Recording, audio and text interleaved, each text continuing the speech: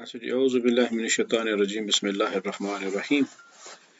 आयुफ़ी शरिया standard की जो class है उससे पहले हम शरिया स्टैंडर्ड नंबर 10 तक तो कर चुके हुए थे और बीच में हमने ये शरिया स्टैंडर्ड इजारा एंड इजारा मुंतही बितमलीक, इसको हमने स्किप किया था। हम इसको कंप्लीट करने जा रहे हैं, शुरू कर रहे हैं। अच्छा, इस प्रोडक्ट ये बुनियादी तौर पर शरिया स्टैंडर्ड इजारा के उसूलों को भी कवर करेगा और इजारा मुंतहिया बितमलीक ये इस्लामिक बैंकिंग प्रोडक्ट है। अगर सिर्फ इजारा बोलते हैं तो वो है मोड ऑफ फाइनेंस। वो क्या है? मोड ऑफ फाइनेंस है कि जिसके जरिए इस्लामी बैंक अपने क्लाइंट को या कस्टमर को जो है फाइनेंसिंग फराहम करता है। तो इसे हम कहते हैं इजारा मुंतहिया बितमलीक, ऐसा इजारा जो क्लाइंट की ओनरशिप पर एंड होता हो। इंतहा उसकी, मुंतहिया से मुराद है इंतहा, एंड होता हो किसी की तमलीक पर। अच्छा, इस प्रोडक्ट हम शरिया स्टैंडर्ड को पढ़ने से पहले कुछ एक दो कॉन्सेप्ट्स हैं, अगर हम उनको सामने रख लें तो हमारे लिए ज़रा ज़्यादा मुनासिब रहेगा।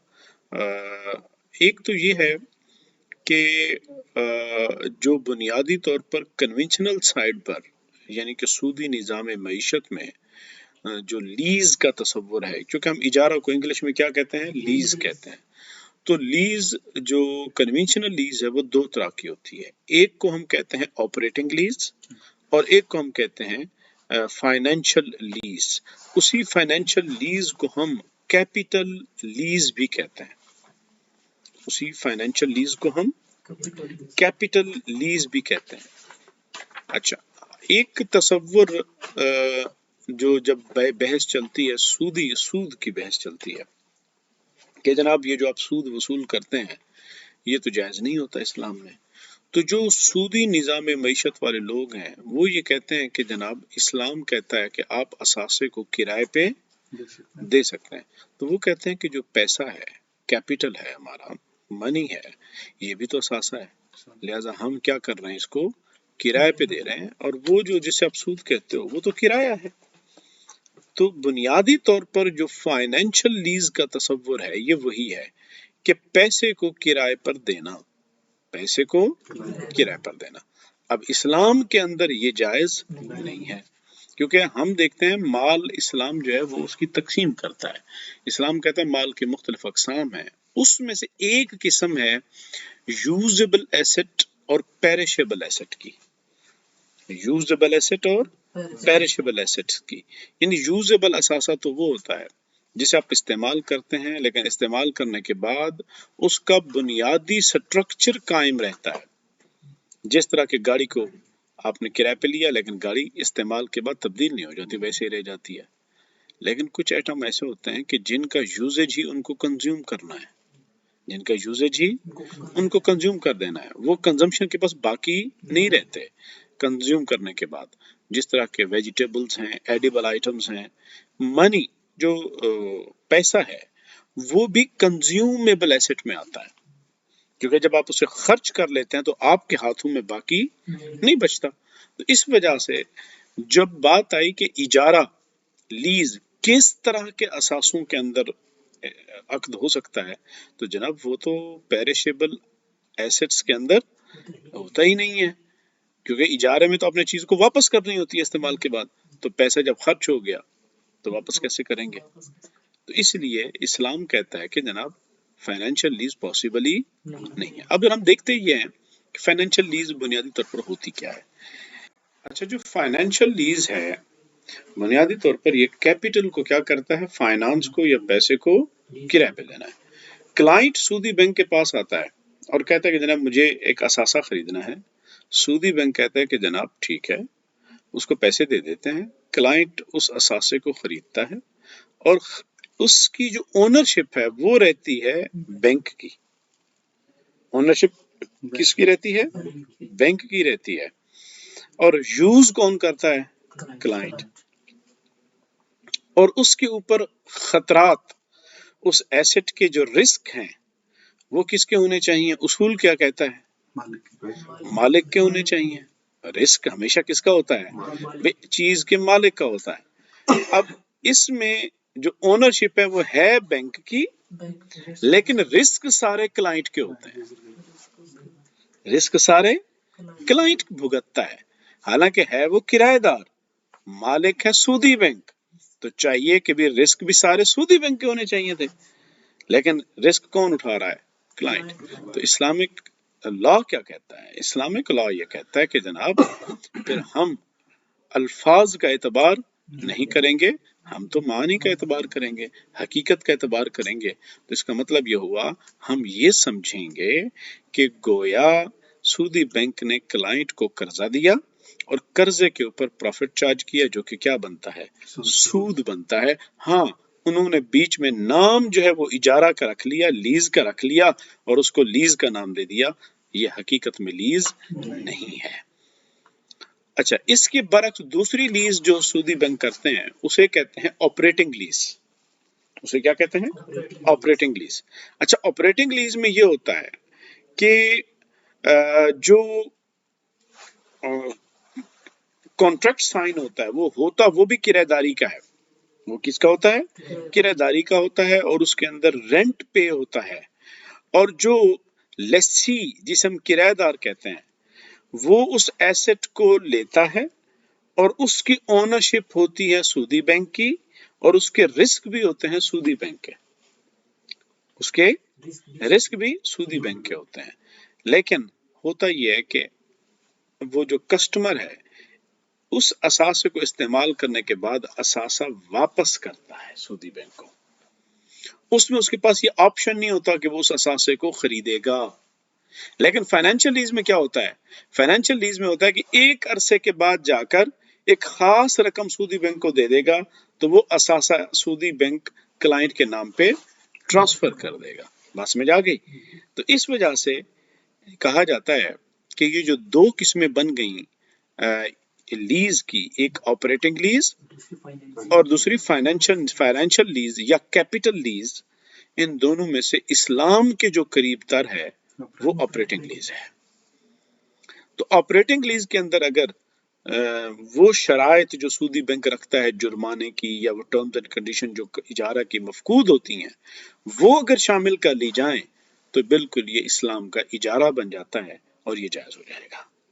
तो ये है बुनियादी तौर पर एक कॉन्सेप्ट फाइनेंशियल लीज का और ऑपरेटिंग लीज का। ये चूंकि इन्वॉल्व है इसके अंदर, कॉन्ट्रैक्ट के अंदर बात आएगी इजारा में, तो इसमें हम इसको देखेंगे।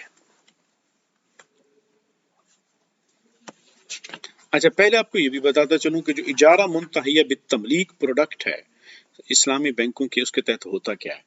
भाई सीधी सी बात है, क्लाइंट जाएगा इस्लामी बैंक के पास, जाता है और कहता है कि जनाब मुझे एक असासा चाहिए। मिसाल के तौर पर उसे कोई गाड़ी चाहिए, वो एक गाड़ी इस्लामिक बैंक को बताता है और इस्लामिक बैंक को रिक्वेस्ट करता है कि आप मेरे लिए ये गाड़ी खरीदें, मैं आपसे लीज पर ले लूंगा। इस्लामिक बैंक उसके लिए गाड़ी खरीद लेता है, क्लाइंट वादा करता है, और उसके लिए क्लाइंट जब चूंकि वादा करता है तो डर भी होता है कि भाई क्लाइंट आज वादा करके जा रहा है कि भाई मैं आपसे लूंगा, लेकिन कल को ये मुकर भी जाए तो हमें तो नुकसान हो सकता है, क्योंकि अगर ये क्लाइंट नहीं लेगा तो वो किसी और को देनी पड़ी तो फिर हमें क्या हो जाएगा? किसी और को देंगे तो साफ ज़ाहिर है मुमकिन है वो रेट तय ना हो और रेट कोई और तय हो जाए और हमें फेस करना पड़े।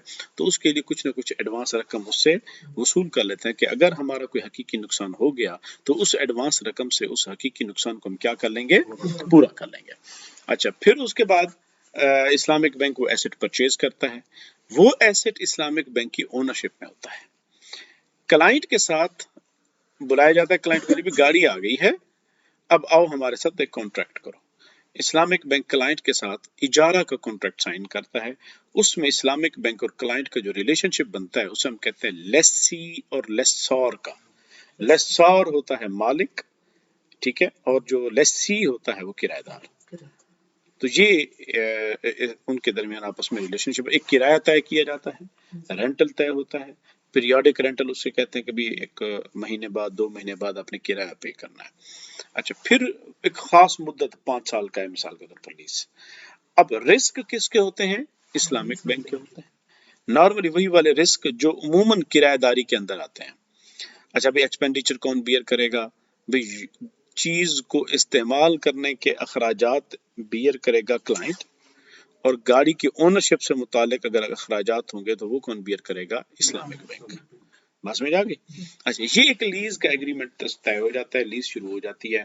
یہ طے پاتا ہے کہ جناب 5 سال کے بعد کلائنٹ کو آپشن دے دیا جاتا ہے بھئی اگر آپ چاہیں تو یہ گاڑی خرید سکتے ہیں، کیونکہ وہ نارملی ساتھ ساتھ اس کی انسٹالمنٹ بھی پے کرتا رہتا ہے، کرائے کی بھی اور گاڑی کی قیمت کی بھی.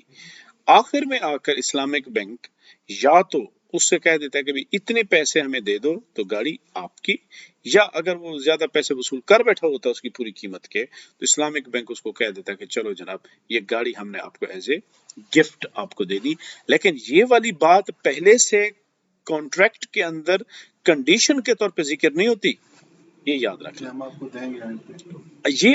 یہ کانٹریکٹ سیل کا جو کانٹریکٹ ہوتا ہے یہ کب ہوتا ہے؟ یہ آخر میں سائن ہوتا ہے، ایک ساتھ ہی تینوں کانٹریکٹ سائن نہیں کیے جا سکتے، یہ ذہن میں رکھ لیں. ذہن میں تو ہوں لیکن وہ انکار کر سکتا ہے کہ میں نہیں لیتا، اس کے پاس آپشن ہے. لیکن جس کو ہم کہتے ہیں نا کہ کانٹریکٹ آپس میں کنٹینجنٹ نہیں ہونے چاہیے، ڈیپینڈنٹ نہیں ہونے چاہیے، ٹائی اپ نہیں ہونے چاہیے، وہ والی کیفیت نہیں ہے. آپ نے فرمایا سر کہ کرایہ طے ہو جاتا ہے، کرایہ دیتا ہے اور ساتھ وہ قیمت بھی دیتا ہے انسٹالمنٹ، تو یہ کون سا؟ وہ جو قیمت لے رہا ہوتا ہے نا ساتھ ساتھ وہ کرائے کا حصہ نہیں ہوتی، ہاں جی، وہ قیمت کا حصہ بنتی جانتی ہے. اب تو صرف اجارہ کا ہوا، ہاں ہاں بینک سے کو کہا کہ آپ گاڑی لے دیں، میں آپ سے آگے اجارے پہ لے لوں گا، میں خریدوں گا نہیں، تو بینک نے لے کے دی گاڑی اس کو اجارے کے اوپر. اب اجارہ دینا تو اس کا بنتا، وہ جو رقم ہوتی ہے نا وہ اس کے پاس، ہم اس کو کہتے ہیں کہ بھی ایڈوانس ادائیگی یا اس کو امانت کے یا اس کے پاس ایز اے ڈپازٹ، وہ اس کو رکھا سیپریٹ جاتا ہے کہ کلائنٹ اگر بفرز مال درمیان میں کانٹریکٹ کو چھوڑتا ہے تو اس کی وہ اماؤنٹ اس کی ایڈجسٹ ہوتی ہے، باقاعدہ اس کو واپس ملے گی. واپس مل جاتا ہے. ہاں وہ اس کے ساتھ جو وہ کرائے کا حصہ نہیں بنے گی. وہ کس مد میں بینک پھر وصول کرتا ہے؟ وہ الگ پرائس کے باقاعدہ کالم ہوتا ہے اس کا کہ بھی گاڑی کی پرائس، جس کو ہم کہتے ہیں نا ڈیمینشنگ مشارکہ کے طور پر کہتے ہیں، چونکہ یہاں مشارکہ تو نہیں ہے لیکن یہاں ڈیمینشنگ اونرشپ ہوتی جاتی ہے کہ وہ اس کے یونٹ بھی تو نہیں ہوتے، اس کے یونٹ بھی نہیں بنائے جاتے. یہ جیسے ہی رقم ریزیڈول اماؤنٹ وہ پوری ہو جاتی ہے گاڑی کی قیمت کی تو کلائنٹ کو کہہ دیا جاتا ہے کہ جناب اب آپ اگر گاڑی خریدنا چاہیں، یہ ایڈجسٹ کرتے ہیں کلائنٹ کے ساتھ، اس کا باقاعدہ طے کرتے ہیں کہ بھی ہم اتنی اگر آپ خریدنا چاہتے ہیں گاڑی کو آخر میں، تو آخر میں بجائے اس کے کہ ایک ہی دفعہ آپ گاڑی کی قیمت دے ساتھ ساتھ آپ دیتے جائیں تو اجارے کے ساتھ ہی وہ سینس کاٹتے رہتے ہیں. تو یہ ہے بیسک کے چھوٹے سے. اب چلتے ہیں ذرا ہم شریعہ اسٹینڈرڈ کی طرف.